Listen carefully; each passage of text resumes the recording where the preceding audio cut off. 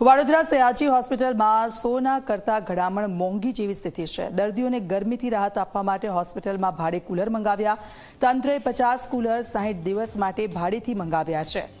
એક કુલરનું રોજનું ભાડું 450 રૂપિયા છે, તો 50 કુલરનું કુલ ભાડું 13,50,000 ચૂકવશે હોસ્પિટલ।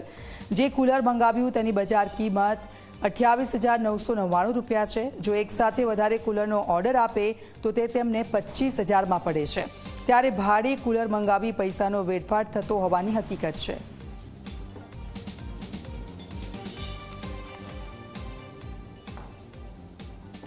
नहीं, हम तो खरीदेंगे, हम भाड़े से नहीं लाएंगे बिल्कुल भी। ये तो हमारे जेब पे बोझ पड़ रहा है, सरकार के ऊपर बोझ है। तो सही बात है।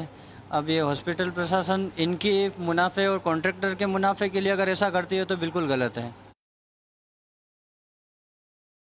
સયાજી હોસ્પિટલમાં દર્દીઓને ગરમીથી રાહત મળે તે માટે તંત્ર તરફથી કુલર ભાડેથી લેવામાં આવ્યા છે, પરંતુ આ જે કાર્યવાહી થઈ છે તેને લઈને વિવાદ ઊભો થયો છે, કારણ કે હોસ્પિટલ પ્રશાસન જે કુલરનું ભાડું ચૂકવશે તે જ ભાડામાં તો નવું આખું કુલર વસાવી દેવાય તે પ્રકારની સ્થિતિ છે। આપ જોઈ શકો છો કે આ કુલર તમે જે જોઈ રહ્યા છો આ એક કંપનીનું કુલર છે કે જે 150 લીટરનું કુલર છે।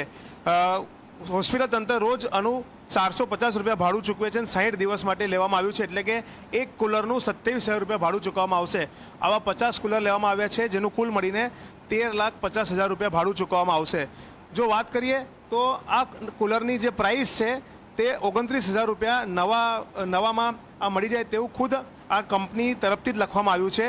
અને જો બલ્કમાં લેવામાં આવે તો આરામથી 25,000ની આસપાસ આ નવું કુલર મળી જાય।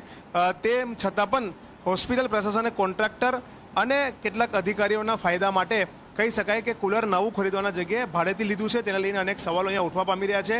આટલા ભાડામાં તો નવું એસી આવી જાય અને નવું એસી કાયમ માટે હોસ્પિટલના દર્દીઓ, હોસ્પિટલના સ્ટાફ માટે અનુકૂળ પરિસ્થિતિ ઊભી કરી શકે છે। ત્યારે સવાલ એ જ થઈ રહ્યો છે કે જે ભાડાની કિંમતમાં નવું કુલર કે નવું એસી આવી જાય તો પછી ભાડું કેમ ખર્ચવામાં આવી રહ્યું છે? કેમ દર વર્ષે ઉનાળાની સિઝનમાં ભાડેથી કુલર લેવામાં આવી રહ્યા છે? કેમ કાયમ માટે તેને નથી વસાવવામાં આવી રહ્યા?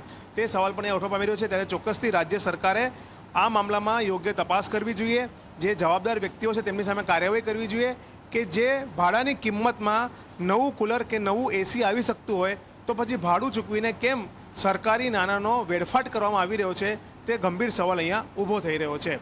કેમેરામેન મુકુંદ દવે સાથે રવિ અગ્રવાલ, G24 કલાક, વડોદરા।